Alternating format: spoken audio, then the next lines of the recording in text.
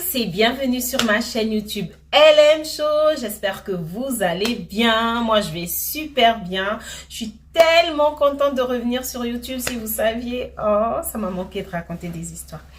Alors, je sais que je vous dois des excuses. C'est vrai, je me suis trop longtemps absentée pour revenir comme ça, la fleur au fusil. Je vous présente mes excuses, les amis, mais sincèrement, mon absence est justifiée. Je ne vais pas aujourd'hui vous saouler avec ma vie, hein. Je ne vais pas vous saouler avec mes histoires. Mais peut-être qu'un jour, je vous raconterai. Ceci dit, je tiens à dire un grand merci à toutes les personnes qui m'ont envoyé des messages pour savoir si j'allais bien, pourquoi est-ce que je ne postais plus de vidéos, est-ce que j'allais revenir sur YouTube. Sachez que vos messages m'ont encouragé, m'ont touché. Je vous dis un grand merci. Aujourd'hui, je vais vous raconter l'histoire de deux sœurs. Ça sera donc une histoire de jalousie entre deux sœurs. Jusqu'à une va finir dans la tombe. Cette jalousie-là, ça va conduire l'une d'elles dans la tombe. Aujourd'hui, je vais vous raconter l'histoire d'Emmanuel et d'Abigail. Abigail, c'est l'aînée, elle a 29 ans pendant les faits. Emmanuel en a 26. Elles habitent toutes les deux encore chez leurs parents. L'histoire se déroule au Congo. Je ne peux pas vous en dire plus. Emmanuel et Abigail ont fini leurs études. Elles n'ont pas encore trouvé de boulot. Donc, pour l'instant, elles ne font rien, professionnellement parlant. Un jour, donc, Emmanuel, la plus jeune, se balade comme ça avec une de ses copines lorsqu'un monsieur s'approcha d'elle. Le monsieur arrive et leur dit « Bonjour les filles, vous voyez la jolie voiture garée là-bas, il y a mon patron dedans. Il vous a vu, il aimerait bien discuter avec vous. Est-ce que c'est possible ?» La copine regarde le monsieur. « Non, c'est pas possible. » Emmanuel est choqué. « Comment ça, c'est pas possible, ma copine ?» On se balade comme ça. On n'a même pas de rendez-vous, on n'a pas de but, on se balade juste. Peut-être que c'est notre jour de chance. Viens, on va écouter ce que le monsieur a dit. La copine, elle est un peu sceptique, elle n'a pas envie d'y aller. Mais Emmanuel, elle est trop chaude, elle veut y aller. Et donc, elles finissent par y aller. Quand elles vont arriver, elles vont trouver dans la voiture un vieux monsieur, enfin vieux, un homme beaucoup plus âgé qu'elle, qui leur dit est-ce que ça vous dirait que je vous dépose, question de faire connaissance parce que je vous ai vu et j'aimerais bien faire connaissance avec vous. La copine va dire niette, ça là seulement c'est même pas possible. Que moi je prenne mon corps, je rentre dans votre voiture, je ne vous connais pas. Avec tout ce qu'on entend ici là, pour qu'on retrouve mon corps quelque part sans organe, pardon papa. Moi là seulement je rentre même pas dans votre voiture. Emmanuel dit à sa copine, c'est vrai, pour le coup, tu as raison, on ne va pas rentrer dans la voiture, monsieur, on ne vous connaît pas et tout. Le monsieur dit, il n'y a pas de souci, donc il sort de sa poche une liasse de billets, il compte comme ça, tac, tac, tac, tac, tac, tac, 50 000 à l'une, tac, tac, tac, tac, 50 000 à l'autre. Bon, écoutez, tenez cet argent, prenez-vous un taxi que vous ne voulez pas que je vous dépose. Et voici ma carte de visite, n'hésitez pas à m'appeler, moi j'aimerais bien faire connaissance avec vous. Comment Emmanuel s'est jeté sur la carte de visite là. Aïe, même sa copine était choquée. Sachant que sa copine n'était même pas intéressée, qu'elle ne voulait même pas de cette carte de visite. On dirait qu'on avait jeté un os à un chien affamé. Chou! Elle s'est accrochée sur la carte de visite juste là. Donc, plus tard, elle va contacter le monsieur. Ils vont commencer à discuter, ils vont se rencontrer. Et hop, il va devenir le sugar daddy d'Emmanuel. Donc, elle va devenir sa sugar baby. Donc, sugar daddy et sugar baby vont commencer à vivre leur histoire de love, de sugar love. Et voilà, sugar daddy va gâter Emmanuel. Emmanuel a besoin d'un truc qu'il donne. De temps en temps, il partait même en week-end. Elle inventait des excuses et tout. Elle vivait pleinement son sugar love. C'était trop bien, trop beau. Un jour, elle va se confier à sa sœur Abigail. Elle va lui dire qu'elle a un sugar daddy. Elle va parler du sugar daddy à Abigail. Donc, Abigail est contente pour sa sœur. Elle a bien vu qu'effectivement, sa sœur avait changé, que sa sœur avait des trucs qu'elle n'avait pas avant. Bref, donc Abigail est contente. Et de temps en temps, même, elle couvre Emmanuel. Quand Emmanuel doit sortir, quand elle doit partir pour quelques jours, elle aide à trouver des excuses et tout. Et évidemment, Emmanuel, de temps en temps, dépannait sa sœur parce que là, elle chauffait. Elle touchait l'argent comme ça. Un jour, Abigail va demander à Emmanuel si elle peut rencontrer le sugar daddy. Juste question de rencontrer son sugar bof. Parce que sugar daddy, maintenant, c'est le bof de Abigail. Emmanuel, au départ, elle se dit peut-être que sugar daddy ne voudra pas, mais elle en parle quand même à sugar daddy. Sugar daddy dit, il n'y a pas de souci. C'est juste ta soeur. Il n'y a pas de souci. Donc, ils se rencontrent. la petite précision, c'est que pendant toute la relation de Emmanuel et le Sugar Daddy, ils se retrouvaient dans un appartement, dans un des apparts de Sugar Daddy.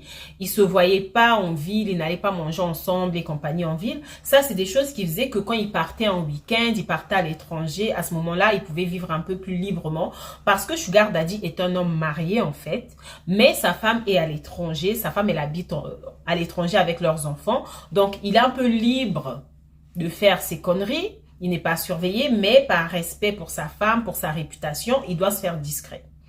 Donc, ce jour-là où Abigail va rencontrer son sugar beau-frère, ça sera dans le fameux appartement où ils ont l'habitude de se retrouver avec Emmanuel. Ils vont se retrouver là-bas, ils vont faire un dîner, ça va très bien se passer. Elle valide le beau-frère, tout va bien. Le temps passe et tout se passe toujours super bien. Abigail, un jour, va parler à sa sœur, va dire à sa sœur, étant donné que Sugar Daddy, c'est quelqu'un qui impose ta responsabilité dans une grande compagnie, est-ce que c'est possible que tu vois avec lui pour qu'il me trouve du travail? Parce que voilà, je vais bientôt avoir 30 ans, j'ai pas de boulot, faut profiter maintenant qu'on a ce contact. Emmanuel va se dire que c'est une très bonne idée. Elle va en parler à Sugar Daddy. Sugar Daddy qui va n'y voir aucun inconvénient. Placer ta soeur dans la société, c'est rien. Tac, claquement de doigts, ta soeur est dedans. Donc, Sugar Daddy va effectivement trouver ce fameux poste à Abigail, qui va commencer à travailler dans la société de Sugar Daddy. Travaille là-bas, tout se passe bien. 1 mois, 2 mois, quelques semaines à peine après, là, bim. Abigail annonce à sa famille qu'elle va quitter le logement familial. Elle a trouvé son propre logement. Elle veut prendre son envol. Papa, maman qui étaient désespérés jusqu'à qui croyaient que les Abigail et Emmanuel c'était des Tanguy. Est-ce que pour les filles aussi on dit Tanguy? On dit Tanguy, hein? Bah oui. On dit pas Tanguia ou Tanguieste. Tanguyé. Anyway, donc les parents qui croyaient qu'ils avaient que des Tanguy à la maison ont vu que au moins l'une des deux a réussi à se trouver un travail. Maintenant, elle se trouve son logement. Donc, l'espoir revient.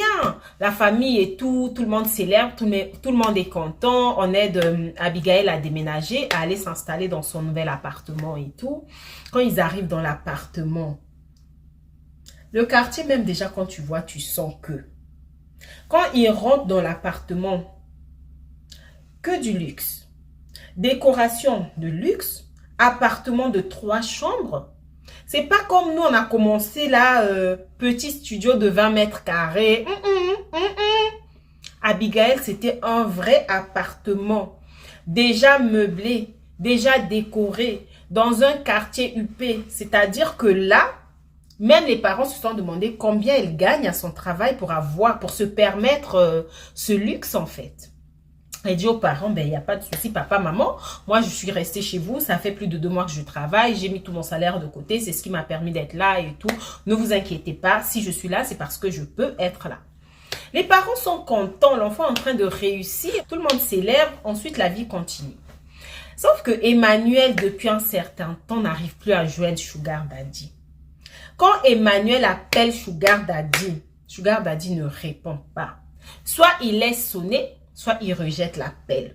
Quand Emmanuel envoie un message à Sugar Daddy, c'est-à-dire que nous autres, là, des fois, on peut recevoir des vues. C'est-à-dire que quelqu'un te lâche un vu, tu sais pas pourquoi. Sugar Daddy, vu, c'est trop. Même ouvrir le message, il faisait pas. Il n'y avait même pas de vue, rien du tout. 1 mois, 2 mois. Des semaines passent, pas de nouvelles de Sugar Daddy, pas de réaction de Sugar Daddy. Elle ne peut pas aller chercher Sugar Daddy au travail. Quand elle va à l'appartement, ils ont l'habitude de se voir là. Il n'y a personne. Elle demande à Abigail qui travaille avec Sugar Daddy, est-ce que tu as l'habitude de le voir? Est-ce qu'il se passe un truc? Non, Abigail lui dit, ben, il n'y a rien en fait. C'est peut-être que sa femme est là en ce moment. On ne sait pas. Tu sais qu'il est marié. Et s'il y a sa femme et ses enfants en ce moment, forcément, il ne va pas être disponible. Sois patiente, je ne sais pas. Donc, Emmanuel va patienter, le temps passe, pas de nouvelles. Emmanuel est en train de vivre un sugar gourmet. Elle a pris ses organes, le cœur, les reins, les foies, tout là. Elle a mis dans cette histoire. Emmanuel a trop mis les organes dans l'histoire. Emmanuel, est-ce qu'on met les organes dans les histoires avec les Sugar Daddy? Et puis les gourmets là, le genre de gourmet où tu n'as pas d'explication. Ça fait mal au cœur et ça tourne la tête. Quand tu sais pourquoi la relation est finie, tu pleures un peu et puis tu te rappelles de la raison, ça te calme. Là, il n'y a même pas de raison. Tu sais pas. Tu sais pas si c'est fini. Tu sais pas si c'est pas fini. Tu sais pas pourquoi ça serait fini. Tu n'as pas de réponse, rien du tout. Donc, c'est le sugar goumen que Emmanuel vivait comme ça. Le temps passe, le temps passe, le temps passe. 5 mois. 5 mois sans nouvelles de Sugar Daddy. Un jour, c'est Abigail qui vient à la maison voir les parents pour leur dire, papa, maman, je viens vous informer que ça fait quelque temps que j'ai un fiancé. Mon fiancé aimerait vous rencontrer parce qu'il aimerait me doter. Et sengoto, et sengoté, et sengo. Les parents sont contents, tout le monde est joyeux, mais Abigail, c'est vraiment la famille, la fille qui sauve l'honneur de la famille. Elle se trouve un travail, elle se trouve son emploi. Maintenant, elle va se marier. Tout le monde célèbre et tout. On explique à Abigail la procédure pour la dot. Donc, voilà. Entre-temps, il fallait que les parents rencontrent... les parents souhaitaient rencontrer le fiancé d'Abigail avant le mariage, avant la dot, pour se faire une idée quand même. Pas le découvrir comme ça devant tout le monde et peut-être ne pas l'apprécier. Donc, le fameux jour où ils devaient se rencontrer, finalement, le papa n'a pas pu. C'est la maman qui va aller rencontrer le fiancé. Donc, un petit restaurant et tout. La maman va rencontrer le fiancé. La maman va revenir faire son rapport au papa, dire qu'elle a rencontré le fiancé, qu'elle valide, que c'est un homme bien et tout pour sa fille. Elle sent que ça va. Ok. Le jour de la dot, la famille est là réunie.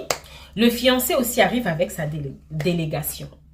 Donc, comme dans certaines coutumes, lorsque il y a la dot, bon, je ne sais pas si ça se fait dans toutes les coutumes, mais anyway, les filles de la maison sont cachées parce que une fois que les familles vont finir de se concerter et tout, au moment, il y aura un moment où on va demander au mari de choisir parmi toutes les filles de la maison laquelle est sa fiancée. Donc, c'est ce qui va se passer. Du coup, lorsque les filles vont venir au salon, Emmanuel va voir comme ça Sugar Daddy. À se dire, et Abigail. Donc, Abigail va se marier avec un membre de la famille de mon Sugar Daddy, elle m'a pas dit.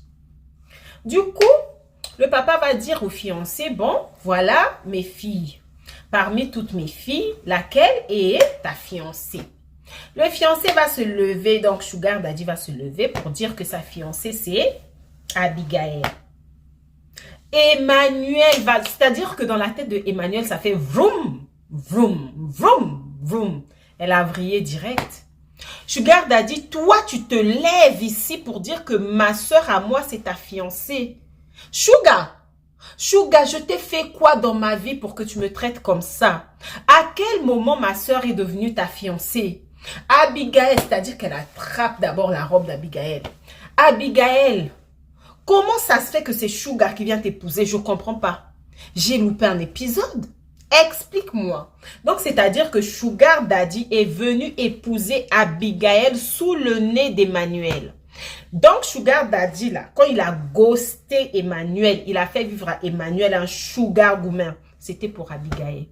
Et Abigail, dans tout ça, elle prépare même pas sa sœur. Même pas, elle prend la peine de dire à sa sœur, écoute, nanani, il s'est passé ci, ça, trouver même la pire des excuses au monde. Mais dire quelque chose à ta sœur, elle n'a pas fait. Elle a laissé sa sœur tout découvrir. Emmanuel a vrillé. Emmanuel avait quand même mis ses organes dans cette histoire. Et quand bien même elle n'aurait pas mis ses organes, tu sais déjà que ta sœur a partagé l'intimité de cet homme. Tu fais quoi dedans? Anyway. Donc Emmanuel pète un câble. Elle attrape la robe de sa sœur comme ça, là. Tu vas me dire ici ce que tu es en train de me faire. Tu peux pas me faire ça. Pas toi. Lui encore, c'est pas ma famille, mais toi, ma sœur, je me suis confiée à toi. Tu l'as connu grâce à moi. Ton travail, là, c'est grâce à moi. Comment tu peux me faire ça? Tout le monde est choqué. Qu'est-ce qui se passe? Qu'est-ce qui se passe?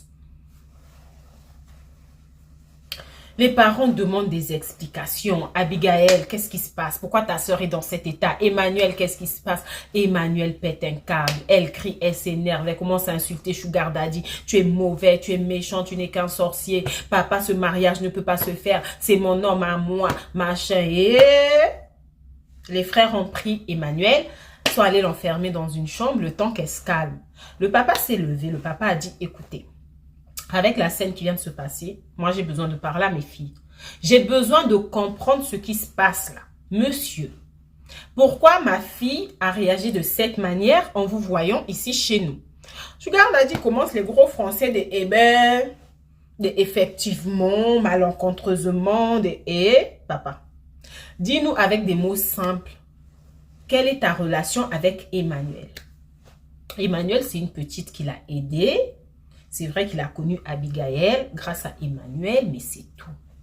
Abigail confirme que Sugar Daddy n'est jamais sorti avec Emmanuel et ne comprend pas pourquoi Emmanuel réagit comme ça. Le papa dit que tant qu'il n'a pas entendu la version d'Emmanuel, tant qu'il n'a pas parlé calmement avec ses deux filles, il ne peut pas accepter cette dot. Donc, il demande à Sugar Daddy, à sa délégation, de partir. Et si mariage il y a, il va les rappeler. Quand Abigail a entendu la partie de si mariage il y a, elle a dit quoi? Papa t'a dit quoi? Si quoi? Papa, le mariage va avoir lieu.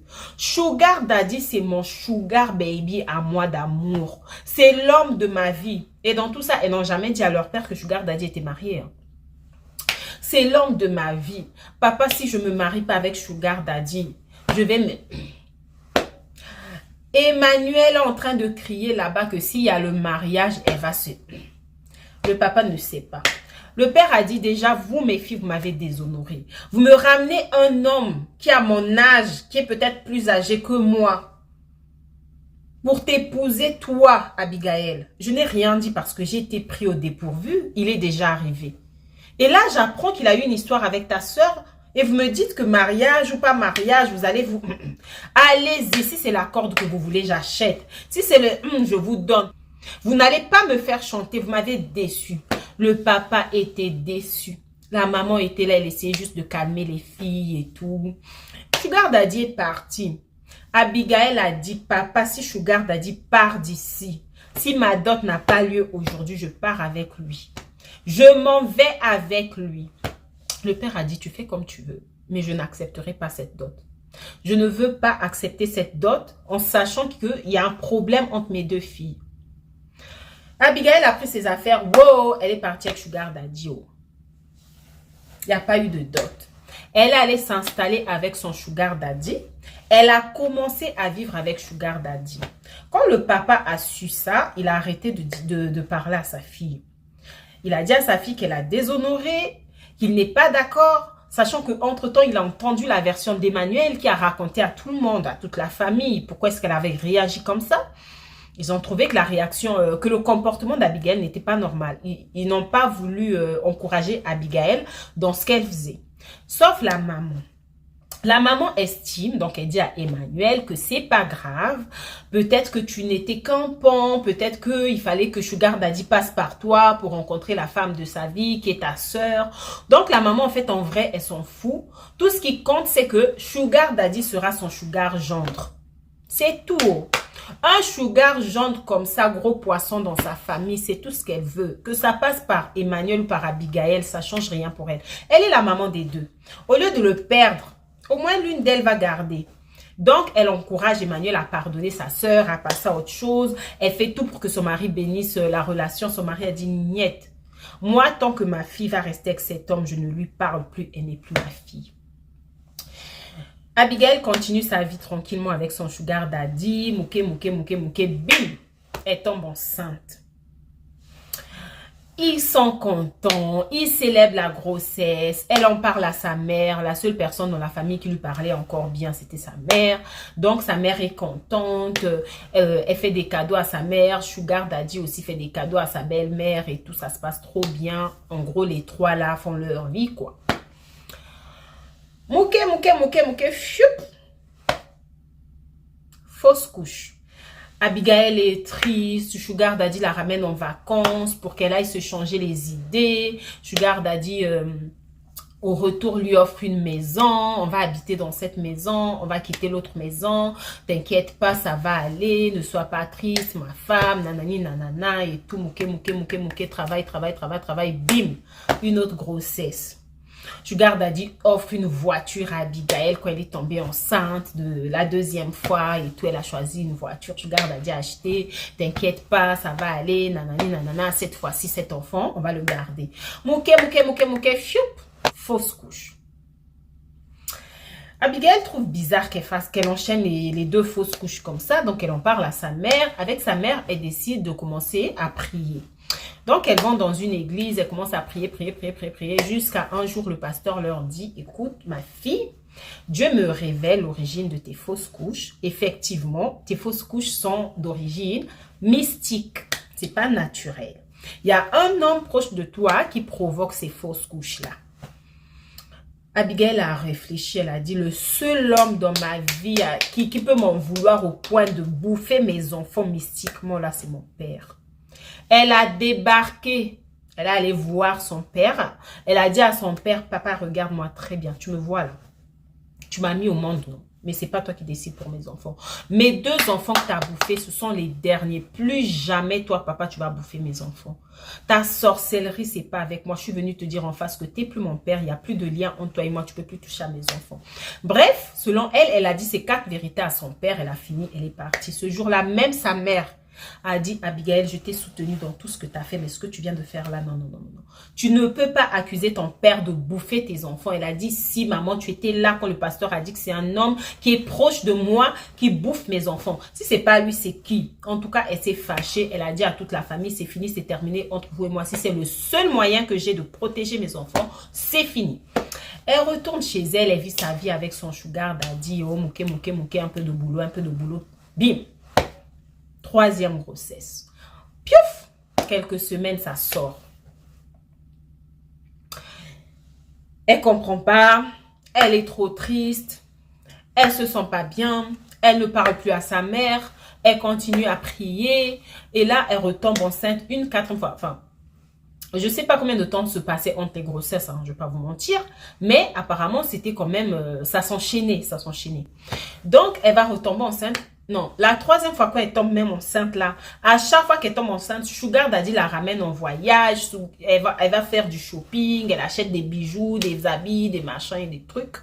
Et là où ils sont partis, elle a demandé à Sugar Daddy qu'il fasse des analyses et tout, des examens médicaux pour voir si elle va bien, si elle a un problème, qu'est-ce qui l'empêche de mener à terme ses grossesses parce qu'elle arrive à concevoir.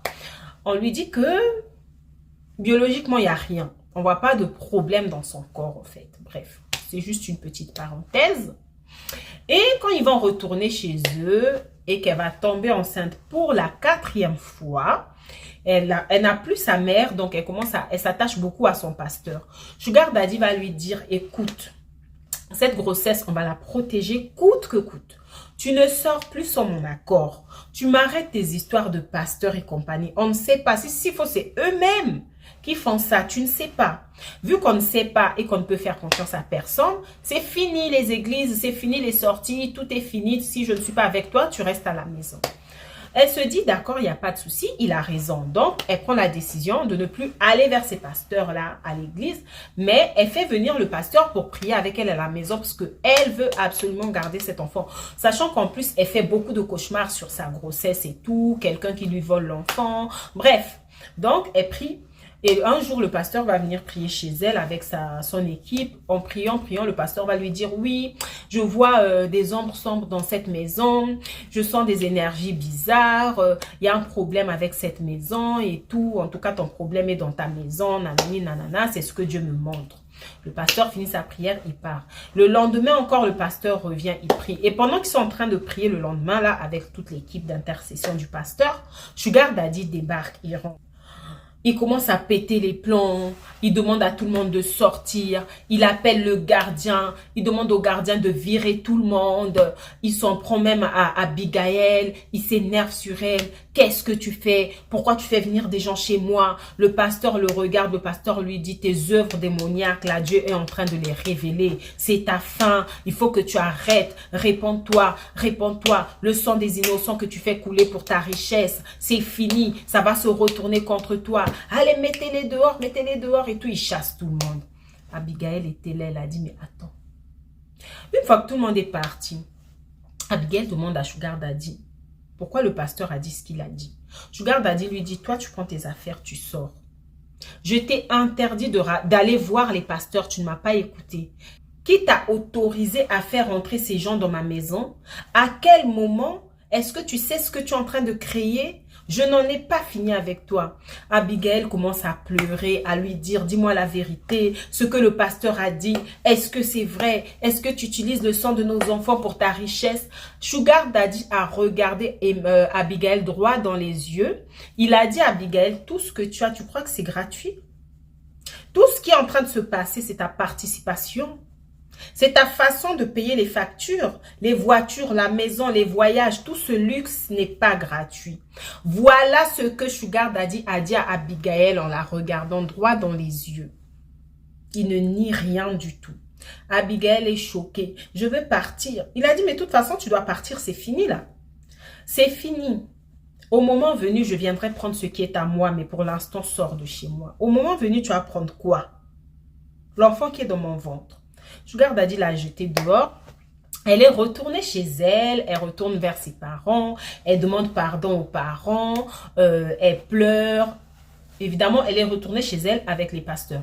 Elle pleure. Les pasteurs parlent aux parents. C'est votre enfant. Elle était sous emprise. Elle ne savait pas ce qu'elle faisait. Nanani, nanana. Donc, la mère pardonne, la mère prend son enfant, elle pleure avec l'enfant, elle demande pardon à son père ne dit même pas un mot. De la même manière que son père n'avait pas dit un mot le jour où elle était venue l'accuser de sorcier, c'est de cette même manière qu'il ne dira rien ce jour-là. Déjà, il est gentil, hein? Il a laissé rester à la maison. Il y a des papas, tu ne vas même pas rester chez... C'est-à-dire que tu ne vas même pas rentrer à la maison. Tu vas rentrer, tu es qui? Tu viens d'où? Pourquoi je vais te laisser rentrer? Il a laissé revenir à la maison, mais il ne l'a jamais adressé un mot. Jamais. Donc, c'est la mère maintenant qui commençait à prier avec elle. Elle a demandé pardon à Emmanuel, elle s'est excusée, elle a dit à Emmanuel qu'elle était jalouse, qu'elle voyait tout ce qu'Emmanuel avait, elle voulait aussi, même si elle a trouvé son boulot, mais son boulot ne suffisait pas pour qu'elle ait la vie qu'elle a toujours rêvé d'avoir. Elle s'est excusée. Emmanuel, comme son père, Emmanuel a dit, si tu étais ma soeur, tu ne pouvais pas me jalouser. Tu ne pouvais pas m'envier. M'envier au point d'aller avec un homme avec qui moi je suis déjà allée en intimité. Ça ne se fait pas, tu n'es pas ma soeur. Tout le monde a supplié Emmanuel de pardonner. Emmanuel, elle a dit, niet, je ne pardonne pas.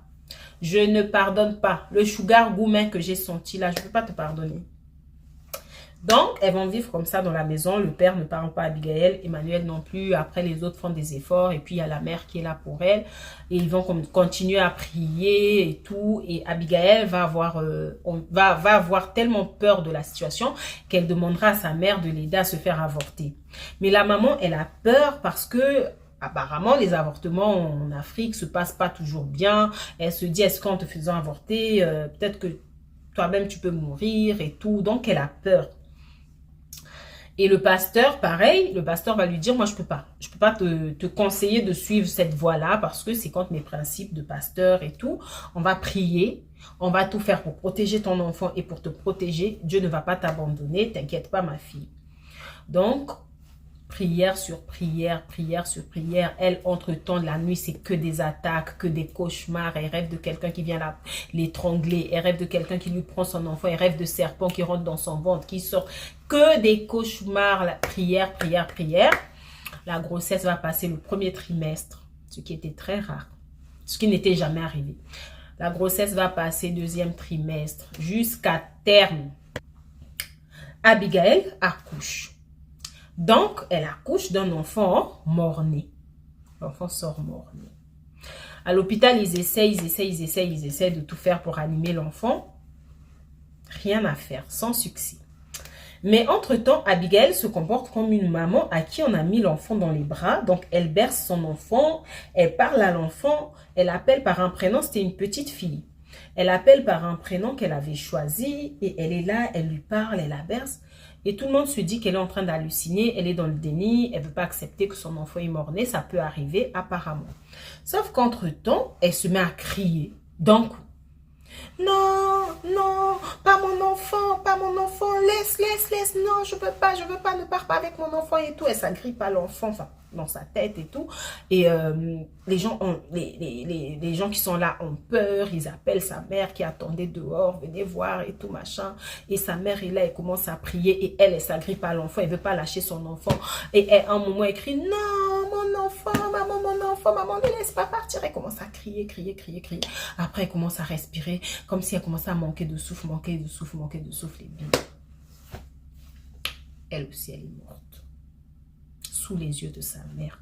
On essaie de la ranimer pareil. Ils essayent des trucs cardiaques et tout. Rien. Elle est morte. Donc voilà.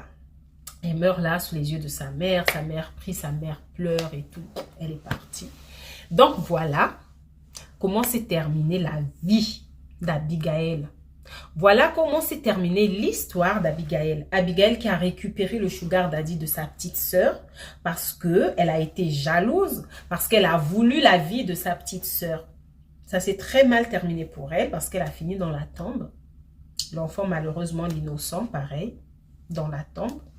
La famille est retournée vers le sugar daddy quand Abigail était morte. Même entre-temps, déjà, avant même que Abigail ne meure.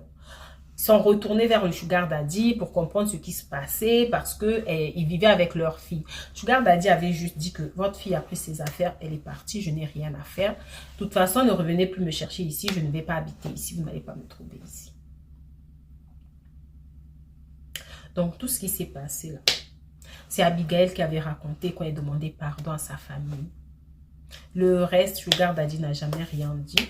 Sugar Daddy n'a jamais admis avoir utilisé ses enfants. Pour lui, c'est normal, les fausses couches et tout, que c'est stupide. De toute façon, même si la famille veut faire quelque chose, qu'est-ce que la famille peut bien pouvoir prouver? Comment ils vont prouver qu'il était derrière tout ça? Donc, la famille ne peut rien faire. Sugar Daddy s'était proposé quand même de s'occuper des funérailles de l'enfant et de la femme. La famille a refusé.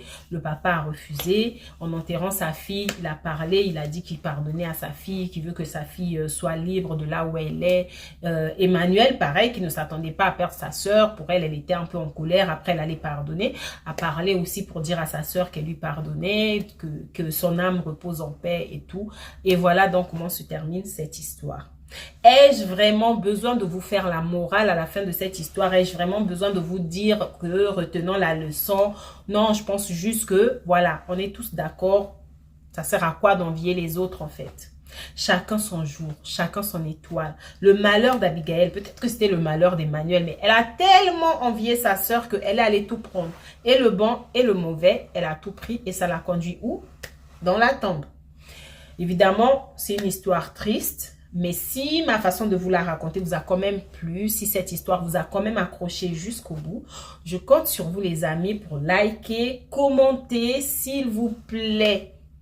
Ça fait tellement longtemps que j'ai pas été sur YouTube que l'algorithme YouTube m'a oublié. Dans YouTube, on dirait que je n'existe plus. Donc là, j'aurais vraiment besoin de force, j'aurais besoin de vos likes, de vos commentaires, de vos vues pour que l'algorithme me remette un peu en place. Entre-temps, je vous dis à très bientôt pour une prochaine vidéo. Je serai, c'est pas que je vais essayer, mais je vais être régulière cette fois-ci, c'est promis. Voilà, donc merci à vous tous de m'avoir regardé jusqu'au bout. Je vous donne rendez-vous très bientôt pour une prochaine vidéo. C'était LM pour vous.